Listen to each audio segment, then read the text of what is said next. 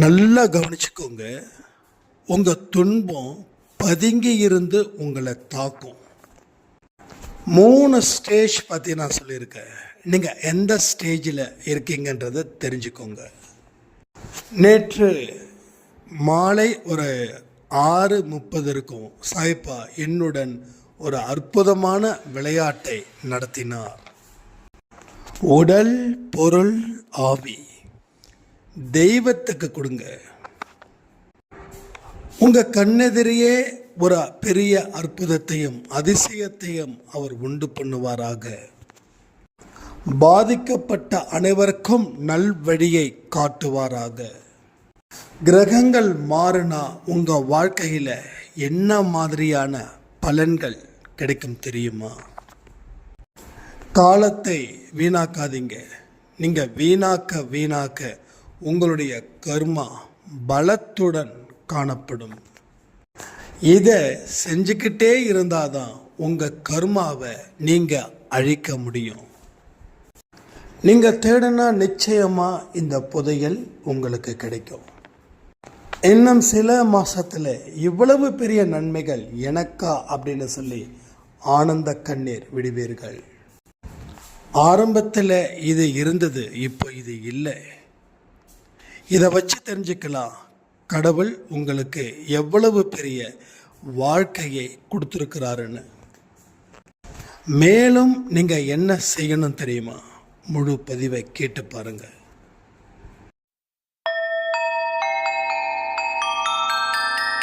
ஓம் சாயிரா சாயிரா, ஓம் சாயிரா சாயிரா, ஓம் சாயிரா சாயிரா, அன்பே சாயிரா, பேரன்பே சாயிரா, அகிலம் தளிக்க ஆத்மா விழிக்க அனுதினம் சாயிரா, எங்கள் அன்பே சாயிரா.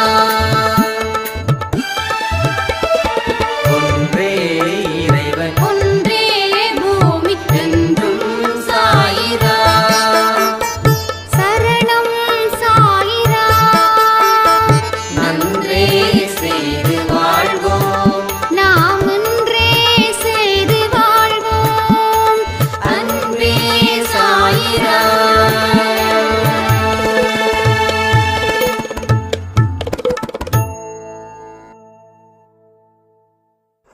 சாயிராம். என் உயிரின் உயிரானவர்களே, உங்கள் வாழ்க்கையில் நீங்கள் பல தடைகளை தாண்டி ஒரு முழுமையான வாழ்க்கையை வாழ்வதற்கு உங்களுக்கே தெரியாம நீங்கள் தயாராகிட்டு இருக்கீங்கன்னா நம்ப முடியுதா? எத்தனையோ வருஷங்களா நீங்கள் வாழ்க்கையில் மிகப்பெரிய சிரமத்தை மேற்கொள்கிறீர்கள். உங்கள் வாழ்க்கையில் விடிவு வராதா? நமக்கும் ஒரு வாழ்க்கை கிடைக்காதா? நம்மளும் ஒரு மனுஷனா இந்த ஊர் இந்த உலகம் மதிக்காதா? எத்தனை நாள் தான் மற்றவர்களுடைய பேச்சுக்கும் ஏச்சுக்கும் நான் ஆளாகி நிற்கணும்? எனக்கு எப்போ முழுமையான ஒரு அங்கீகாரம் கிடைக்கும் அப்படின்னு நீங்கள் கஷ்டம் வந்த நாளில் இருந்து கதறிக்கிட்டு இருக்கீங்க. அந்த கதறலை கடவுள் கேட்டார். அதாவது இதுக்கு முன்னாடி நீங்கள் கதறின கதறல் இப்போ அது குறைஞ்சிருக்குது. அன்பே சாயில நிறைய நாட்கள் இருந்தவங்களுக்கு நான் சொல்கிறேன். ஸோ அந்த கதறல் குறைஞ்சிருக்குது. புதுசாக இப்போ நீங்கள் வந்திருந்தீங்கன்னா கண்டிப்பாக போக போக உங்கள் வாழ்க்கை நல்லது மட்டும்தான் நடக்கும். அப்போது இத்தனை நாள் விட்ட கதறல் குறைஞ்சி இப்போ ஒன்று ரெண்டு சொட்டு கண்ணீரா வந்து நிக்குது. அப்ப என்ன அர்த்தம்? அப்ப ஏதோ ஒரு விஷயம் நம்ம வாழ்க்கையில நடக்குது. அந்த ஒரு விஷயம் நம்ம வாழ்க்கையில நடந்ததால், நல்லா புரிஞ்சுக்கோங்க, அந்த ஒரு விஷயம் நம்ம வாழ்க்கையில நடந்ததால் நம்மளுடைய கதறல் கொஞ்சம் கொஞ்சமா குறைஞ்சி நிக்குது. நான் முழுமையா அது குறையுதுன்னு நான் சொல்லல, கொஞ்சம் கொஞ்சமா குறைஞ்சி நிக்குது. ஏன்னா சட்டுன்னு குறைஞ்சிருச்சுனாலும் பிரச்சனை, எங்கேயோ பதுங்கி இருக்கிறது மீண்டும் பாயும். ஒட்டுமொத்தமா இருக்கக்கூடிய எல்லா பிரச்சனைகளும் தீருவதற்கு உண்டான நேரம்தான் இந்த நேரம். இதுவரைக்கும் உங்களோட வாழ்க்கையில ஏகப்பட்ட பிரச்சனைகள் இருந்திருக்கும். திடீர்னு பிரச்சனை சால்வ் ஆனது போல இருக்கும். ஆனால் அதற்கப்புறம் மறுபடியும் அந்த பிரச்சனை அதிகரிக்கும். திடீர்னு சால்வ் ஆகும், திடீர்னு அதிகரிக்கும். ஆனால் உங்கள் மனசில் கொஞ்சம் கொஞ்சமாக கடவுள், நம்பிக்கை அப்படின்ற ஒரு வார்த்தையை, ஒரு வாழ்க்கையை கொண்டு வந்து அதை சிறுக சிறுக சிறுக சிறுக பெருக்கிறார்.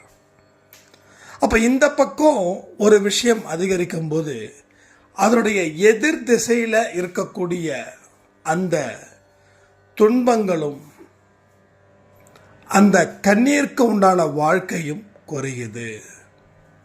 இது நல்லா யோசிச்சு பார்த்து நீங்க கமெண்ட் பண்ணுங்க. நான் ஏதோ ஒரு விஷயத்த சொல்றதுக்காக நான் சொல்லல. உங்க வாழ்க்கையில என்ன நடக்குதோ அதை அப்படியே நான் இங்க இருந்து சொல்றேன். இது உண்மை. அப்போ உள்ளுக்குள்ள ஒளிஞ்சுக்கிட்டு இருந்தா தானே அது பாயும்.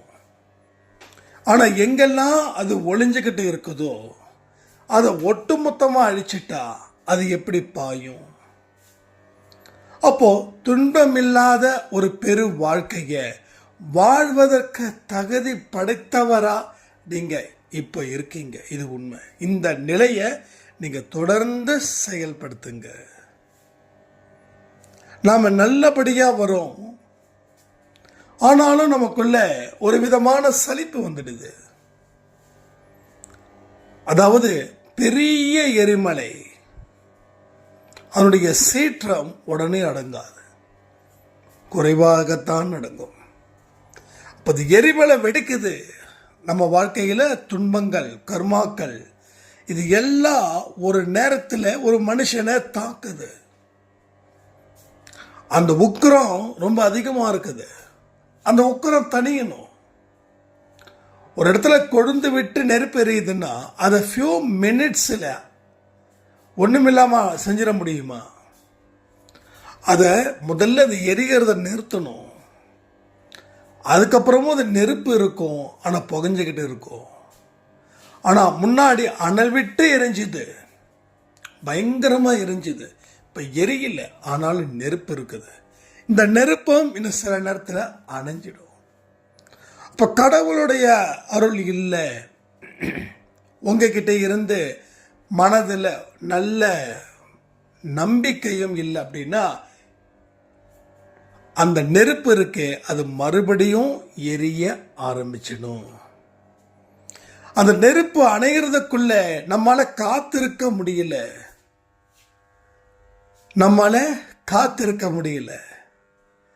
அதனால மறுபடியும் அது எரியுது.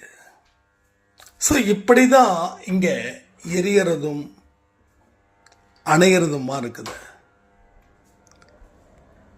என்கிட்ட நிறைய பேர் கேள்வி கேட்ட விஷயங்கள் என்ன தெரியுமா? என் வாழ்க்கை நல்லா இருக்குன்னு நினைக்கும் போது என் வாழ்க்கையில் மறுபடியும் துன்பங்கள் சூழ்ந்துக்கிட்டு இருக்கு அப்படின்னு. அப்போ நான் உங்ககிட்ட கேட்காமலே கடவுள் அவங்க வாயாலே சொல்ல வைப்பார். நல்லா இருக்குதுங்க, ரொம்ப பிஸியாக இருக்கு, ஆரத்தி கூட எடுக்க முடியலன்னா, அன்பே சாயை கூட பார்க்க முடியலன்னா நான் எவ்வளவு பிஸியாக இருப்பேன்னு யோசிச்சு பாருங்க. அப்படி இருந்துங்க. நான் கேள்வி கேட்கவே இல்லை. இதுதான் நாம் செய்யக்கூடிய பிரச்சனை. கடவுளால் எந்த ஒரு தலைவலியும் இங்கே இல்லை. தலைவலி எல்லாம் உங்களை சம்பந்தப்பட்டது தான். ஸோ நீங்கள் தான் தலைவலிக்கு காரணம். அந்த தலைவலி குறையறதுக்கு காரணமும் நீங்கள் தான். ஸோ A to Z நீங்கள் தான். எந்த ஒரு இடத்துலையும் யாரும் சேர்க்கவே முடியாது. சேர்க்கணும் அப்படின்னா உங்களுடைய மன ஆறுதலுக்காக, உங்களை நீங்கள் சாந்திப்படுத்துறதுக்காக வேணால் சேர்த்துக்கலாம். But it's not a real, it's a fake. அப்போது நாம் நல்லா இருக்கிறோம் அப்படின்னு நினச்ச உடனே நாம் செய்யக்கூடிய விஷயத்தை நாம் நிறுத்திடுறோம். அதனால் அந்த நெருப்பு மறுபடியும் எரியுது. அந்த நெருப்பு சுத்தமாக போகலை. அந்த நெருப்பே இல்லை அப்படின்னா ஓகே. அந்த நெருப்பே இல்லைன்னா மனுஷனுக்கு பிறவியே இருக்காது. நம்ம ஒரு பெரிய துன்பத்தில் இருக்கும்போது ரொம்ப ஆர்வமாக கடவுளை தேடுறோம். கடவுள் என்னென்னலாம் எதிர்பார்க்குறாரோ அதை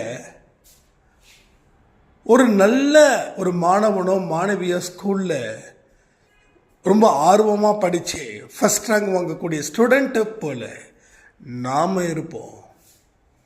ஆனால் அதற்கு தகுந்த வாழ்க்கை வந்துடுச்சு அப்படின்னா நம்மளுடைய ரெகுலரைஸ் பண்ணக்கூடிய லைஃப்பை நாம் நிறுத்திடுறோம். இதுதான் பிரச்சனைக்கு உண்டான ஒரு இடமா அமையுது. இப்போ நீங்கள் சொல்லுங்கள், வாழ்க்கையை கஷ்டங்கள் சூழுது, அந்த கஷ்டங்கள் குறையுது, மீண்டும் கஷ்டங்கள் அதிகரிக்க யாரு காரணம்? மீண்டும் கஷ்டங்கள் வர யாரு காரணம்? இதுதான். ஸோ இந்த கேள்விக்கு நீங்கள் பதிலை சரியாக சொல்லிட்டீங்க அப்படின்னா நீங்கள் பாஸ். நான் இது வரைக்கும் என்னென்னலாம் சொன்னேனோ அதுதான் ஒட்டுமொத்த பதில். வேற வழியே இல்லை. நான் என்ன சொல்கிறேன், ஒரே ஒரு வழி தான் இருக்குது. அந்த வழியில் தான் நீங்கள் சொர்க்கத்தை அடையணும் அப்படின்னு கணக்கு இருக்குது.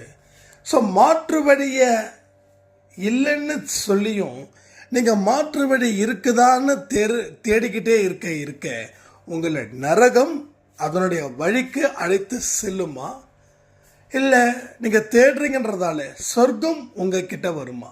இந்த ரெண்டில் என்ன நடக்கும் யோசிச்சு பாருங்க. ஸோ நிறைய பேர் ஏதோ விஷயம் நடக்க போகுதுன்னு வெயிட் பண்ணிட்டு இருக்கீங்க. எந்த செயல் புரியாமல், செயலே புரியாமலே நாம் தினந்தோறும் அழுதுகிட்டும் புலம்பிக்கிட்டும் நம்மளை பற்றி தாழ்த்தி பிறர்கிட்ட பேசிக்கிட்டும் இருக்கக்கூடிய வாழ்க்கையை நாம் வாழ்ந்துக்கிட்டு இருக்கோமே. இதை நாம் சரி பண்ண வேண்டாமா? இதை சரி செஞ்சாதானே வாழ்க்கையில் நாம் நினைச்ச அத்தனை நல் விஷயங்களும் நமக்கு நடக்கும். அதற்கு நீங்கள் செய்ய வேண்டிய செயலை செய்யாம எப்படி அவர்கிட்ட எதிர்பார்க்க முடியும்? ஒரு அம்மா கூட கேட்டிருந்தாங்க, தம்பி வேற ஏதாவது வழி இருந்தா சொல்லுப்பா. நான் கேட்டேன், ஏமா எல்லா வழியும் கரெக்டாக தானே இருக்குன்னா, இல்லைப்பா வேற ஏதாவது கோயிலுக்கு போகணுமா, பூஜை பண்ணணுமா? நான் திருப்பி கேட்டேன், சரி இந்த பிரச்சனைக்கு எத்தனையோ கோயில் போயிருப்பீங்க, எத்தனையோ பூஜை பண்ணியிருப்பீங்க, நடந்துச்சா? இல்லை. இப்போ நான் சொன்னால் எப்படி நடக்கும்? ஒருவேளை நடந்துச்சுன்னா, இப்போ இந்த ஒருவேளை நடந்துடுச்சுன்னான்னு கேட்டு ஊரில் உலகத்தில் யார் என்ன சொன்னாலும் சரி அதை நம்ம செஞ்சிடறோம். கடைசி நம்பிக்கை இதுவாக இருக்கணும், கடைசி நம்பிக்கை இதுவாக இருக்கணும் அப்படின்னு சொல்லி வாழ்க்கையோட எல்லை வரைக்கும் போகிறோம். சில பேர் பார்த்திங்கன்னா ஃபஸ்ட்டில் என்ன சொன்னாங்களோ அதுதான் இப்பயும் சொல்லுவாங்க. அப்போ நல்லா புரிஞ்சுக்கலாம், அவங்க வாழ்க்கையில் எந்த விதமான மாற்றமும் அவங்களுக்கு ஏற்படவே இல்லை. ஏன்னா அவங்க 0 முயற்சியை வச்சுருக்காங்க. எவ்வளோ? 0 முயற்சி, 0 உழைப்பு வச்சுருக்காங்க, 0 மாற்றத்தை வச்சுருக்காங்க. அப்போ ஒன்றுமே இல்லை, உழைப்பு இல்லை, மாற்றம் இல்லை, முயற்சி இல்லை. அப்போது இப்படி யாராவது சொன்னாங்கன்னா பரவாயில்லையே, யாராவது சொன்னால் பரவாயில்லையே அப்படின்னு சொல்லி சொல்கிறவன் எல்லாம் என்ன பண்ணுறான், துட்டை கலெக்ட் பண்ணிடுறான். இந்த கோயிலுக்கு போங்க, சாமியை கும்பிடுங்க, உங்கள் வாழ்க்கை சூப்பராக இருக்கும். இருந்துச்சா? இந்த ஒரே கேள்விக்கு மட்டும் ஆன்சர் பண்ணுங்க, இருந்துச்சா? அந்த கோயிலில் மொட்டடிங்க, இந்த கோயிலில் தலையில் சந்தனம் பூசுங்க, நடந்துச்சா? இது எதுவுமே நடக்கலை. ஏன்னா இதற்கு உண்டான தீர்வை கடவுள் இங்கே கொடுக்கல. நீ தலையில் மொட்டை அடித்தா என்ன, அடிக்கலான்னா என்ன? ஸோ என்றைக்குமே நம்ம புரிஞ்சிக்க வேண்டிய பாடத்தை புரிஞ்சிக்காத பாடத்தை புரிஞ்சிக்காமலே வாழ்ந்து படித்து நம்ம லைஃப்பில் ஒன்றுமே பண்ணல. இறைவனை வணங்கணும், இறைவனோட திருநாமம் நம்மிடம் இருக்கணும். அதுக்கு இந்த பூஜை முறைகள் மட்டுமே போதுமா அப்படின்னா இல்லை. இந்த நாட்டில் எத்தனையோ கோடி மக்கள், 8, 9, 10 கோடி மக்கள் தமிழ்நாடு இருக்காங்கன்னா இதில் கிட்டத்தட்ட 75% மக்கள் பூஜைகள் செய்கிறாங்க, பரிகாரங்கள் செய்கிறாங்க. ஆனால் அத்தனை பேருக்கும் வாழ்க்கையில் ஒரு அம்பானியோட லைஃப் கிடைச்சிடுதா, ரத்தன் டாட்டாவோட லைஃப் கிடைச்சிடுதா, ஒரு பெரிய பணக்கார லைஃப் கிடைச்சிடுதா, பெரிய ஆரோக்கியமான மனுஷங்க வாழ்க்கை புகழும் உச்சத்தில் இருக்கக்கூடிய வாழ்க்கையை கிடைச்சிடுதா? கிடைக்கல. ஏன் கிடைக்கல? பட் வழி இது இல்லை. பல வழிகள் இருக்குதுன்னு சொல்கிறத நம்பாதீங்க. ஒரே ஒத்த வழிதான், ஒரே ஒரு வழிதான். அந்த வழியில் எவன் தன்னை ஈடுபடுத்தி கொண்டு முயற்சிக்கிறானோ, ஒரு அடியையும் நம்பிக்கை கூட எடுத்து வைக்கிறானோ, அந்த ஒரு வழியில் அவன் பயணங்கள் செய்தால் மட்டும்தான் அவனால் வாழ்க்கையில் முன்னேற முடியும்.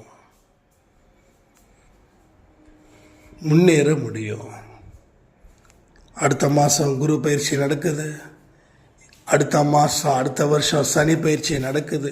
நீங்கள் யோசிச்சு பாருங்களேன், வருஷம் குரு பயிற்சி நடக்குது, வருஷம் சனி பயிற்சி நடக்குது. எல்லாமே பயிற்சி ஆகிட்டு தான் இருக்குது. மனுஷன் மட்டும் பயிற்சி ஆகாமல் அப்படியே நின்றுட்டுருக்கான். மனுஷன் பயிற்சி ஆகலை. உன்னை சுற்றி கிரகம் மாறுது, ஆனால் நீ மாறுறியா? கிரகம் கூட இந்த இடத்துலேருந்து அடுத்த இடத்துக்கு போகுது. சந்திரன் அங்கே போகிறான், சுக்கிரன் இங்கே போகிறான், ராகு போகிறான், கேது போகிறான். ஆனால் மனுஷனாக பிறந்த நீ எதையுமே செய்யாமல் ஒரே இடத்துல உட்காந்து அவங்க போகிறதால உனக்கு என்ன லாபம்? ஒன்றும் இல்லை. எதிர் வீட்டுக்கார் சும்மா ஒரு உதாரணம் சொல்கிறேன். எதிர் வீட்டுக்காரன் வேலைக்கு போகிறான், சம்பாதிக்கிறான். அவன் வேலைக்கு போய் சம்பாதிச்சு உனக்கு காசு கொடுக்க போகிறானா? அப்போது அவன் வேலைக்கு போனால் என்ன, போகாட்டி உனக்கு என்ன? அப்படி தான் நம்ம நடக்குது. இங்கே ராகு அந்த இடத்துக்கு போகிறான், அவன் போகிறான். நீ போனால் தானேப்பா உனக்கு துட்டு, நீ போனால் தானே உனக்கு நல்லது நடக்கும். நீ மாறுதல் அடைவதற்கு உண்டான வழிகள் இருந்தும் நீ அவன் போகட்டும் இவன் போகட்டும் அப்படின்னு. ஸோ இது போல தான் நம்ம வாழ்க்கையில் இந்த நாள் வரைக்கும், இந்த நொடி பொழுது வரைக்கும் நம்ம வாழ்ந்துக்கிட்டு இருக்கோம். தயவு செய்து சொல்கிறேன், இந்த இடத்துல போய் சிக்காதீங்க. நீங்கள் தினமும் கோயிலுக்கு போங்க, நல்ல மனப்பூர்வமாக சாமி கும்பிடுங்க, பிரார்த்தனை பண்ணுங்க. ஆனால் அடுத்த ஒரு லைஃப் ஒன்று இருக்குது, அந்த லைஃப்பையும் வாழுங்க. தெய்வத்தின் வழியில் இருக்கக்கூடிய வாழ்க்கையை வாழுங்க. அதே வழியில் உங்கள் ப்ராக்டிக்கல் லைஃப், அதாவது உங்களுக்கு கடவுள் கொடுத்துருக்கக்கூடிய கடமை என்ன? இங்கே பெண்கள் இருக்கீங்க, உங்களோட கடமை என்ன? வீட்டை பாதுகாக்க வேண்டிய மிகப்பெரிய ஒரு பணி. உங்கள் கணவருக்கும் உங்கள் குழந்தைகளுக்கும் உங்கள் மாமனார் மாமியார் உங்கள் அம்மா அப்பாவுக்கு சாப்பாடு போடுவது உங்கள் கடமை. யார் என்ன வேணாலும் சொல்லட்டும், உனக்கு என்ன தெரியும், சந்தோஷமாக ஏற்றுக்கோங்க. நீங்கள் அதில் உறுதியாக இருங்க, கடவுள் உங்கள் வாழ்க்கையை உயர்த்துவா. நீங்கள் ஒரு சாதாரண வேலையில் இருக்கீங்கன்னு வச்சுக்கோங்க, ஒரு சாதாரண ஒரு பிஸ்னஸ், ஏதாவது ரொம்ப சாதாரண ஒரு பிஸ்னஸ், ஒரு தள்ளுவண்டி கடை வச்சுருக்கீங்க.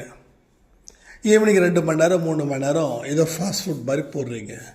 அதில் நேர்மையோடு இருங்க, உழைங்க, நல்ல ஆரோக்கியமானதை கொடுத்து பாருங்க. கடவுள் உங்களை அடுத்த கட்டத்துக்கு உயர்த்துவார். ஸோ ஒவ்வொரு மனுஷனுக்கும் ஒவ்வொரு கடமை இருக்குங்க.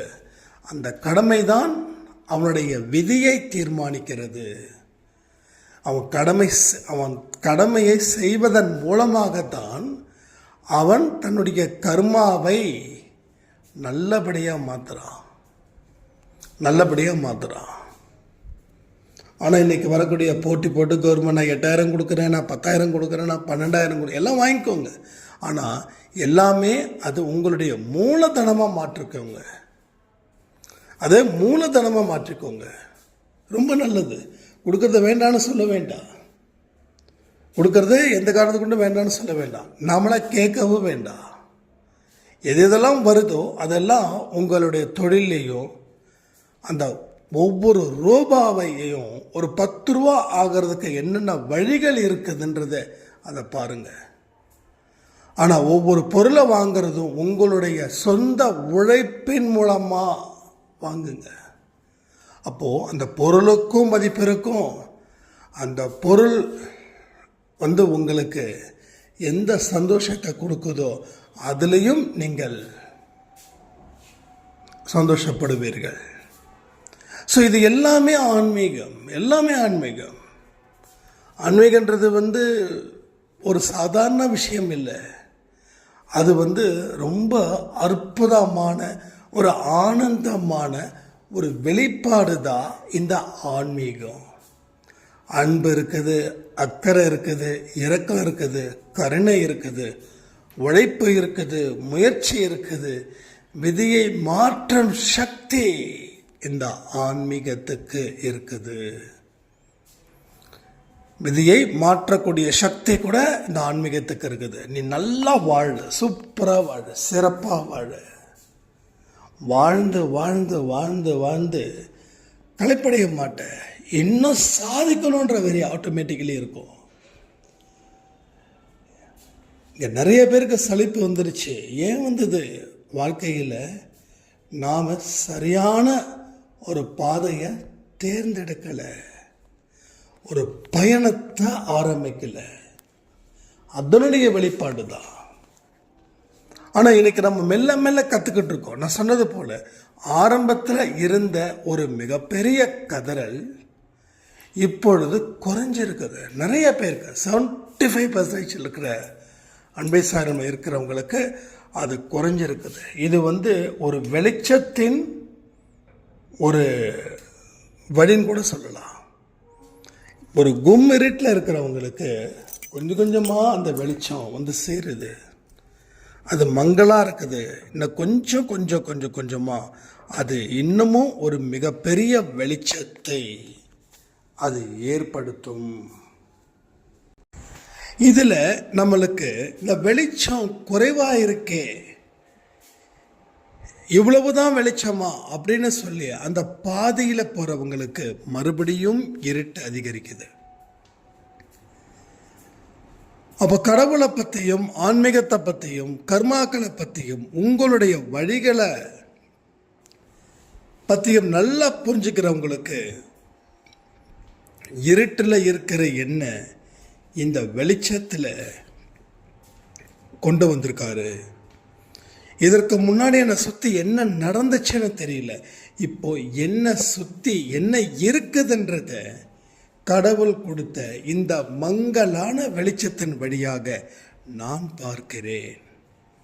இது 2வது படி.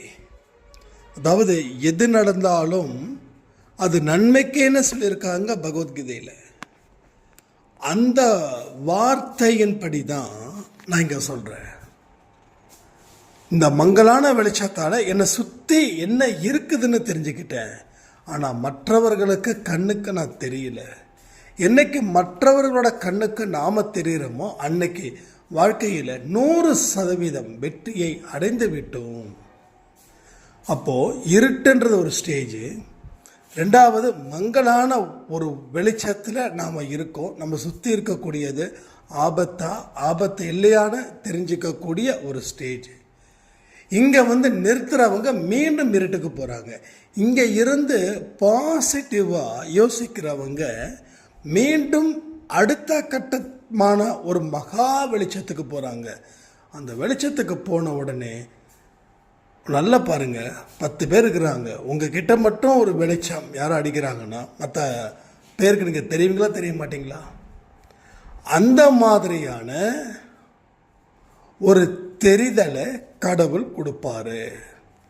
அது அப்போ எல்லாரும் பார்த்து கை தட்டும் போது தான் உங்களுக்கு கடவுள் எவ்வளவு பெரிய ஒரு வாழ்க்கையை, எவ்வளவு பெரிய ஒரு அற்புதத்தை அவர் கொடுத்திருக்கிறாருன்றதை நீங்கள் தெரிஞ்சுக்க முடியும். ஸோ அன்பானவர்கள் இங்கே எக்கச்சக்கமாக இருக்காங்க. அன்பானவர்கள் தான் அன்பானவன்னு வெளியில் காட்டிக்க மாட்டாங்க. அப்போ அந்த உண்மையான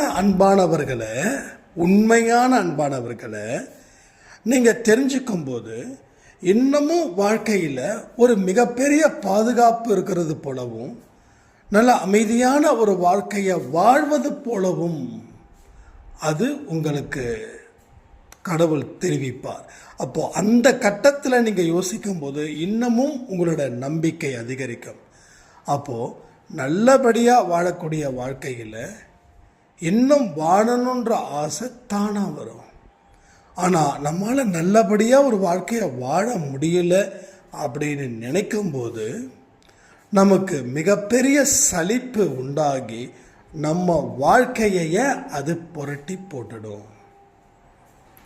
ஸோ உங்களுடைய அழுகை குறைஞ்சி இருந்துச்சுன்னா கடவுளுக்கு நன்றிகள் சொல்லுங்கள். அழுகை குறையல அப்படியே தான் இருக்குது அப்படின்னா மீண்டும் முயற்சி செய்யுங்க. சரியா? ஸோ எந்த காரணத்தை கொண்டும் நீங்கள் எந்த ஒரு நல்ல விஷயத்தையும் தயவு செய்து நிறுத்தாதீர்கள். இது மிக மிக மிக அவசியம். ஏன்னா அன்பே சாய் குடும்பத்து மேலே சாயப்பா பயங்கர உயிராக இருக்காரு. இதை என்னால் ஃபீல் பண்ண முடியுது, நல்லா ஃபீல் பண்ண முடியுது. அவர் எல்லா விஷயத்திலையும் நம்மளை வந்து கண்காணிச்சுக்கிறாரு. நம்மக்கிட்ட நிறைய விளையாட்டு விளையாடுறாரு. நேற்று கூட விஷ்ணு சாய்ராம் வந்து என்னோடய ஃபோட்டோவை இதில் ஸ்டேட்டஸில் போட்டிருப்பாங்க. ஒரு பேக் எடுத்துகிட்டு போகிற மாதிரி. ஒன்றும் இல்லை, ஈரோடு போகிறதுக்கு ஒரு பிளான். ஆக்சுவலாக எனக்கு மே 1 என்னுடைய தாத்தாவுடைய திவசம். எப்பயுமே என்னோடய தாத்தானா எனக்கு கொல்ல உயிர். அவர் வந்து இறந்துட்டாங்க. ஸோ ஒவ்வொரு வருஷமும் இந்த தேதி வந்து இது பண்ணுறது மே 1 அன்னைக்கு. ஸோ நம்ம என்ன பண்ணோம், ட்ரெயினில் போகலாம், காரில் எதுக்கு தேவையில்லாமல் போகணும், அம்மா அப்பாவை கூப்பிட்டு போகிறதுக்கோ இல்லை தேவையானதுக்கு கார் யூஸ் பண்ணிக்கலாம், நம்ம கொஞ்சம் உடம்பு ரொம்ப சோம்பேறித்தனமாக ஆக்கிக்கூடாது அப்படின்னு சொல்லி அந்த பிளமேடு ரயில்வே ஸ்டேஷனுக்கு 6:30 மணிக்கு ஒரு ட்ரெயின் ஒன்று இருக்குது. அது ஈரோடு போகிற ட்ரெயின். அதை எடுக்கிறதுக்காக நான் வரும்போது அந்த பேக்கோடு போகும்போது ஒரு ஃபோட்டோ எடுத்தார். அப்புறம் 2-3 ஃபோட்டோ அது ஜாலியாக பேசிகிட்டே இருந்துகிட்டு இருந்தோம். திடீர்னு பார்த்தா ட்ரெயின் செம்ம கூட்டம். கையில் ஒரு 3-4 லேப்டாப்ஸ் இருக்குது, நிறைய கூட்டம். அது கண்டிப்பாக போக போக போக கூட்டம் ஏறும். அதுக்கப்புறம் நடந்தது தான் ஒரு பெரிய ட்விஸ்ட். நான் என்ன பண்ணேன், ட்ரெயினில் ஏறல, இல்லை வச்சு வேண்டாம், நம்ம பேசாமல் நாளைக்கே போய்க்கலாம், காலையில் கார்லேயே போய்க்கலாம் அப்படின்னு சொல்லிட்டு நம்ம ராக்கியில் தான் வந்தோம். அதுக்கு முன்னாடி என்ன நடந்துச்சுன்னா, ஒரு நாய், அது எங்கேருந்து வந்ததுன்னு தெரியல, இந்த நாய் வந்து அப்படியே வந்து சிக்குட்டி நாய் அப்படியே என்னோடய ஷூவோட லேஸை பிடிச்சி பிடுங்கிறதும் ஷூவை கடிக்கிறதும் அப்படி ஒரு விளையாட்டு. எனக்கு அதை நினைக்க அது என் கூட விளையாண்டது ஒரு சின்ன குழந்தை என் கூட விளையாண்டது போல இருந்தது. தான் நான் நினச்சேன், சாய்ப்பா வந்து இந்த ரூபத்தில் வந்து எப்படி நம்மளை வந்து இது பண்ண, அது ஃபோட்டோ எடுத்து வீடியோ எடுக்கணும்னு நினச்சேன். அது கூட அது விளையாண்டதால் நானும் அது கூட விளையாண்டதால் ரொம்ப இதாக இருந்தது. பட் அந்த ஃபீலை கொடுத்தாரு பாருங்க, அந்த நாய் இல்லை, அது சாயப்பா தான் நம்ம கூட விளையாண்டது அப்படின்னு அந்த தான் சொல்கிறேன். ஸோ எந்த ரூபத்தில் வேணாலும் வருவார். நேற்று வந்து உண்மையிலேயே சொல்ல ரொம்ப ஒரு ஜாலியாக இருந்தது. அது ஒரு மணி நேரம் ஸ்டேஷனில் நின்று நானும் விஷ்ணுவும் அந்த நாய் எங்களை கூட விளையாடுறதை பார்த்து அது ஸ்டேஷனே பார்த்து சிரிச்சுது. அப்புறம் வேறு யார் கூட அந்த நாய் வந்து பாஸ் ஆகும், மறுபடியும் அந்த நாய் மறுபடியும் என்கிட்ட வரும். ரொம்ப ஹாப்பியாக இருந்தது, ரொம்ப என்ஜாய் பண்ணுற மாதிரி இருந்தது. ஸோ கடவுளுக்கு தெரியும் தன்னோட குழந்தைங்க கூட எப்போ விளையாடணும், என்ன பண்ணணும், என்ன செய்யணும் அப்படின்னு. ஸோ அவர் வந்த வாழ்க்கையில் எந்த மனுஷனுக்கும் துன்பம் அப்படின்னா என்னன்னே தெரியாது, தோல்வின்னா என்னன்னே தெரியாது. ஸோ எல்லாமே அடுத்த கட்டத்துக்கு உண்டான வழிகளும் முயற்சிகளும் தான் அவர் ஏற்படுத்துவார். அதனால் நல்ல விஷயங்கள் அதை தயவு செய்து நிறுத்தாமல் மேலும் மேலும் மேலும் வாழ்க்கையில் முன்னேறுவதற்கு உண்டான அடித்தளத்தை சாயப்பா அமைக்கப் போகிறார். காத்திருந்து பொறுமையோடு இருந்து நம்ம வாடணும்னு சொல்லி அதே போல் இன்றைக்கி 1 மணிக்கு நம்ம பிரார்த்தனை வச்சுருந்தோம். ஸோ நிறைய சாய்ராம் ஒரு மாதிரி ரொம்ப ஒரு எப்படி சூரியன் கொதிச்சிருக்குதோ அதே போல் 1 மணிக்கு எதுக்கு நீங்கள் ப்ரேயர் வைக்கிறீங்க? நீங்கள் 9 மணிக்கு வைக்கணும்ல. நாங்களாம் ஒர்க் பண்ணுறவங்க, நாங்கள் என்ன பண்ண முடியும், என்ன செய்ய முடியும் அப்படின்னாங்க. நான் திருப்பி அதான் சொன்னேன், இது எதுவுமே என்னுடைய மைண்டுக்குள்ளே வரல, பேச பேச வருது. நாளைக்கும் 1 மணிக்கு பிரார்த்தனை இருக்குமா இல்லைன்னு எனக்கு தெரியாது. பட் எனக்கே வேலையில் இருக்கும்போது, ஒரு ஒர்க்கில் இருக்கும்போது, நான் 5 மினிட்ஸ் பர்மிஷன் நான் என்னோடய கிளைண்ட் கிட்ட வாங்கி ஒரு 5 நிமிஷம் நான் ப்ரே பண்ணேன்னு சொல்லி நான் பண்ணுறேன். பட் இதுவும் சாயப்பாவுடைய திருவிளையாடல் தான் அப்படின்னு. ஸோ நம்ம என்ன செய்ய முடியும்? பட் அதுக்காக அது லேட்டாக பிரார்த்தனை பண்ணால் நடக்குமா நடக்காதெல்லாம் இல்லை, கண்டிப்பாக நடக்கும். ஏன்னா அவர் எப்படி கொடுக்குறாரோ அதை பொறுத்து தானே, நம்ம சொல்ல முடியாதுல்ல. அதனால் நீங்கள் என்றைக்குமே ஆக்டிவாக இருங்க. எந்த ஒரு விஷயமும் அவர்கிட்டேருந்து தான் வருதே தவிர என்கிட்டேருந்து தயவு செய்து வரலைங்க. இல்லைன்னா நான் போய் 1 மணிக்கு பிரார்த்தனை வைப்பேனா மதியானம்? நீங்களே யோசிச்சு பாருங்கள். ஸோ இது அடுத்தடுத்தது என்ன நடக்குதுன்னு தெரியாது. ஸோ நாளைக்கு கொடுக்கக்கூடிய ஆடியோஸில் இருக்குமா இல்லையான்னு எனக்கு தெரியாது. பட் வந்துச்சுன்னா அதை அவாய்ட் பண்ணவும் முடியாது. அதனால் நாம் என்றைக்குமே நமக்கு இல்லை அப்படின்னு நினைக்கும்போது வருத்தப்படாமல், சரி நமக்கு இல்லைனாலும் பிறருக்கு இருக்குதுன்ற ஒரு வாழ்த்துதல் அப்படி தான் நீங்கள் செய்வீங்க. அந்த நம்பிக்கை இருக்குது, நான் இல்லைன்னு சொல்ல மாட்டேன். பட் அந்த மனநிலையில் போங்க. அப்போ பார்ப்பாரு, நம்ம பையன் வேலை செய்ய முடியாமல் ஆனாலும் நமக்கு கிடைக்கலனாலும் மற்றவங்களுக்கு கிடைக்கட்டுமேன்ற சொந்தம் இருக்கிறான் பாரு, அவனுக்கு தான் எனக்கு நான் எல்லாத்தையும் அள்ளி கொடுப்பேன். அந்த ஒரு மைண்ட் செட்லேயே ஒரு வருவார். அதில் எது நடந்தாலும் அதை ஏற்றுக்கொள்ளக்கூடிய பக்குவம் நமக்கு இருக்குதுன்னு நம்ம உறுதிப்படுத்தும் போது நமக்கு கிடைக்கக்கூடிய எல்லாமே நல்லதாக அமையன்னு சொல்லி இந்த பதிவை நான் முடிக்கிறேன். ஜெய் சாய்ராம்.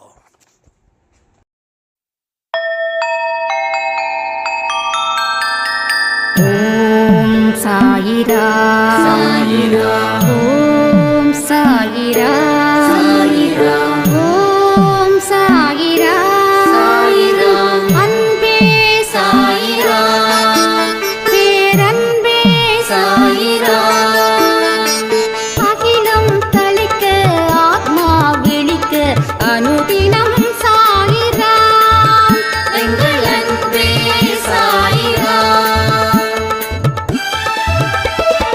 ஒன்றே இறைவன் ஒன்றே பூமிக்கென்றும் சாயிரா சரணம் சாயிரா நன்றே செய்து வாழ்வோம் நாம் ஒன்றே செய்து வாழ்வோம் அன்பே சாயிரா